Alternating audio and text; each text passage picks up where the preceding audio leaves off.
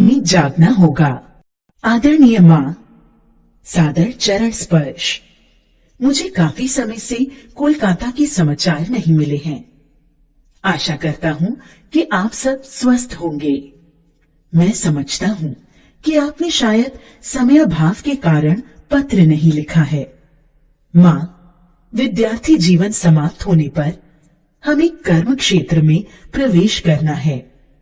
फिर हम जीवन भर गधे की भांति परिश्रम करेंगे और अंत में हमारा देहांत हो जाएगा।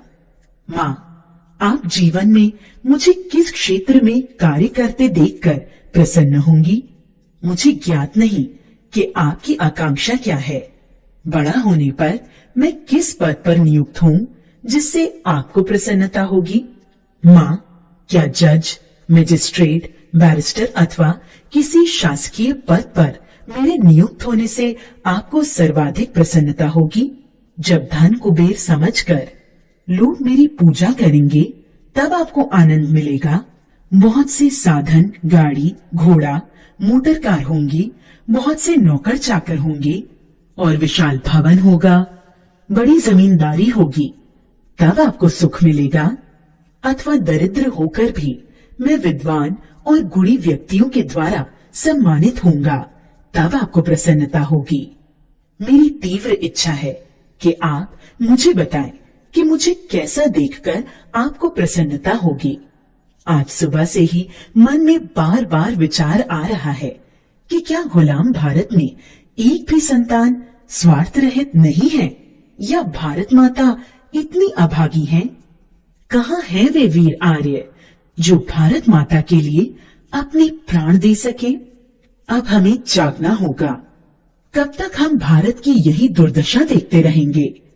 84 लाख योनियों के बाद हमें मनुष्य का यह जन्म मिला है।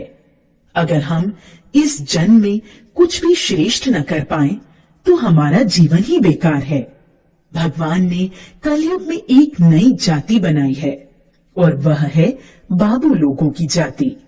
यह जाति किसी अन्य युग में नहीं थी। भगवान ने हमें पैर दिए हैं, लेकिन हम 10-20 कोस भी पैदल नहीं चल सकते। भगवान ने हमें हाथ दिए हैं, पर हम श्रम वाला कुछ काम नहीं कर सकते क्योंकि हम बाबू हैं। हम श्रम को छोटे लोगों का काम समझकर उससे घृणा करते हैं। कारण है कि हम बाबू हैं। हम सब काम नौकरों से करवाना चाहते हैं। हाथ पैर चलाने में हमें कष्ट होता है क्योंकि हम बाबू हैं। गर्म देश में जन्म लेकर भी हम गर्मी सहन नहीं कर सकते और साधारण सी ठंड में हम कपड़ों से लद जाते हैं। ज्ञान विवेक होते हुए भी हम उसका प्रयोग नहीं करते। मानवता की ओर हमारा ध्यान ही नहीं जाता। यही कारण है कि हमारा देश दिन प्रतिदिन पतन की ओर बढ़ रहा है। लेकिन अब समय आ गया है जब हमें अपना स्वार्थ त्याग कर भारत माता की सेवा में लग जाना चाहिए।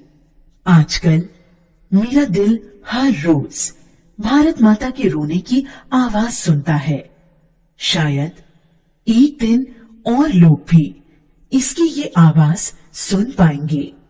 मैं हमेशा भारत माता का सेवक बनकर रहना चाहता हूँ।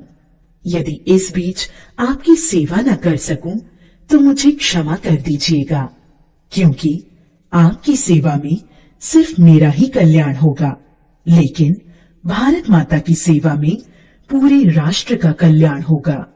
मेरी प्रभु से प्रार्थना है कि मैं संपूर्ण जीवन दूसरों की सहायता में बिता सकूं।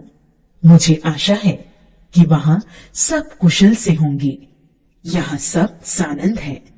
कृपया मेरा प्रणाम स्वीकार करें और इस पत्र का उत्तर अवश्य ही दें। सदैव आपका प्रिय पुत्र सुभाष।